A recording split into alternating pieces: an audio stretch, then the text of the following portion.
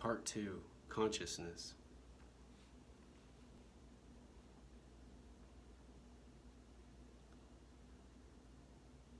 Clarity,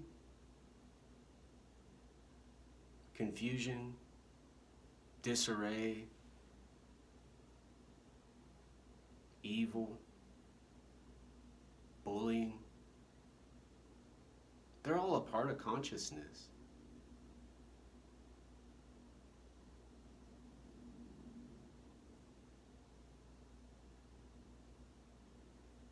A great debate amongst, I think, most intellectuals has to do with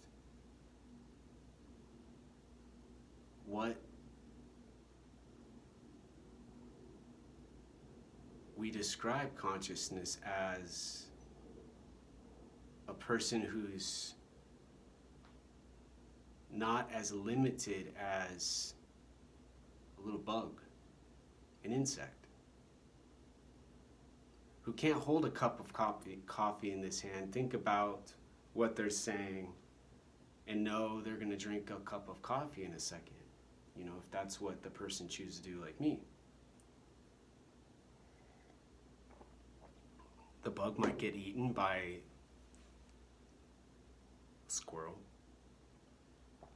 The bug could get eaten by a bear, eating it off of a blueberry.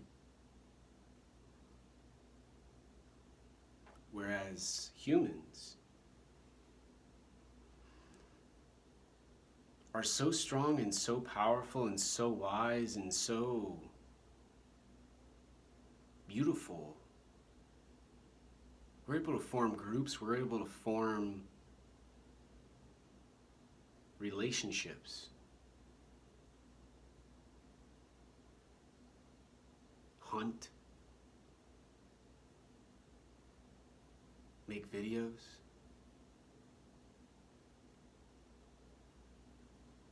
get funded for school and learn, grow if you're a little baby, do yoga if you're a practitioner.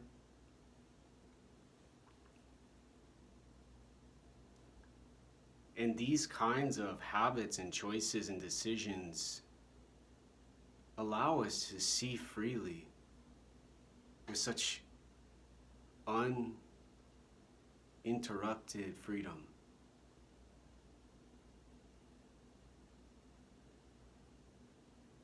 We can go to the park for a hike.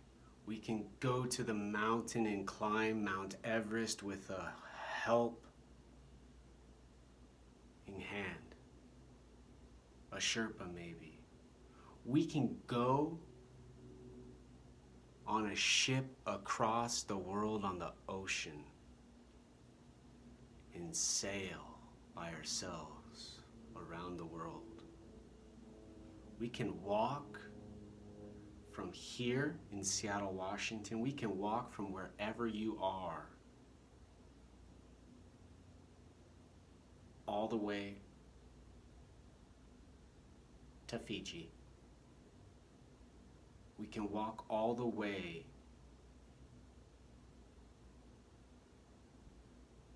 to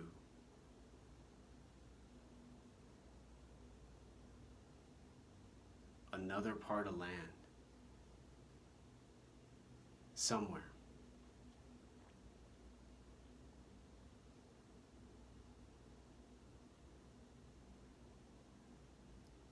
Except when we want to go to Fiji, when we want to go to, to not make a joke, because Fiji's freaking awesome. I always wanted to go there.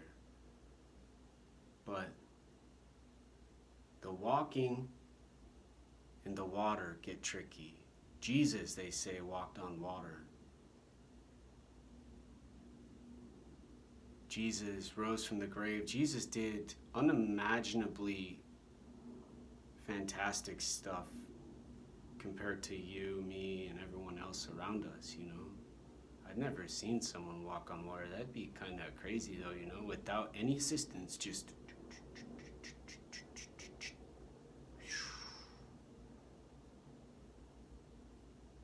However, just like economics, just like trading, just like bartering, just like being a good neighbor, you respect, you show positive emotion, you limit your rambunctiousness to not freak out someone like a captain on a boat, then you go on the boat over to the other land and you walk more. And then you walk around the world as a story.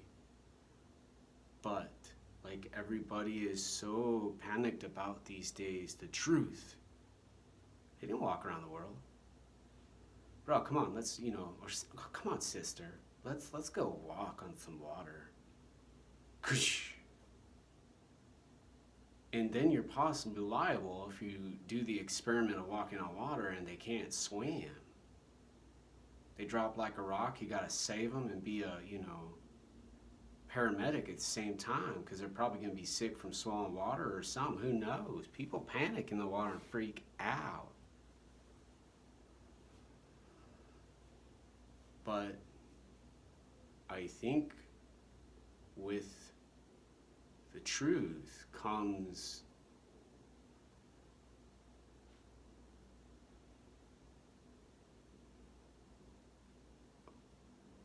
a good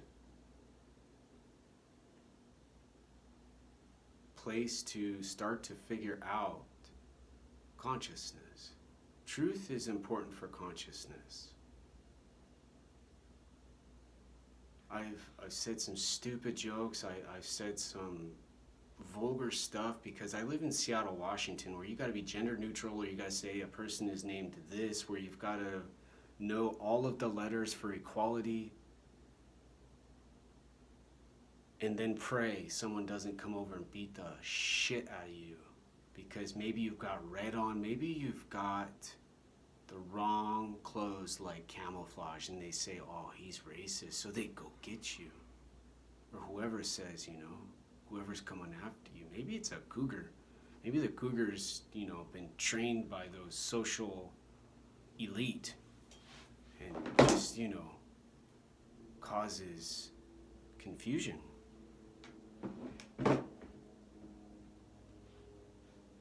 Whereas truth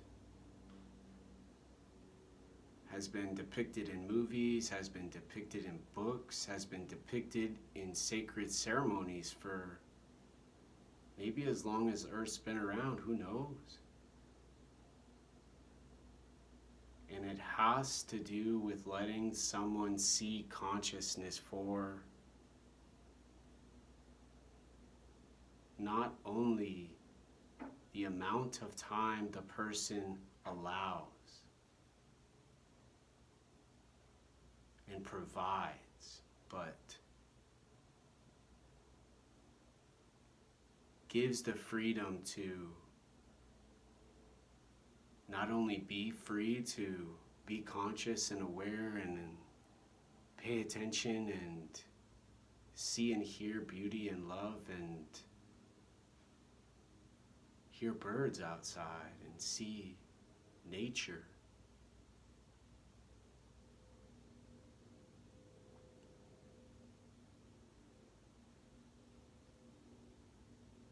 But also to understand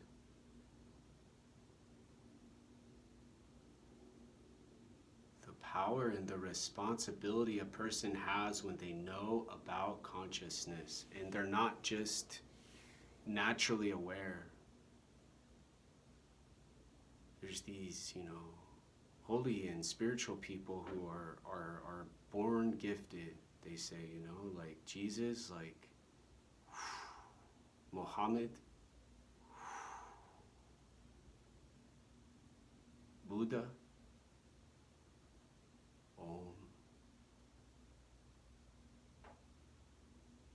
But myself, I nearly lost my consciousness when I had chordoma.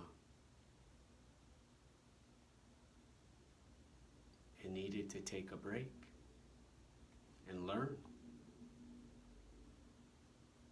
and part 2.